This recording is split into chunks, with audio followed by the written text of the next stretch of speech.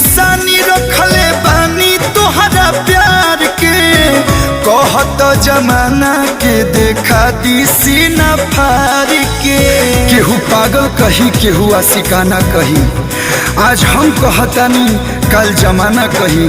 अरे तू भले केहू और के हो जा, लेकिन हमके लोग तहरे दीवाना कही। दिल में निशानी रखले बानी तोहरा प्यार के। कहत जमाना के देखा दी सीना फाड़ के।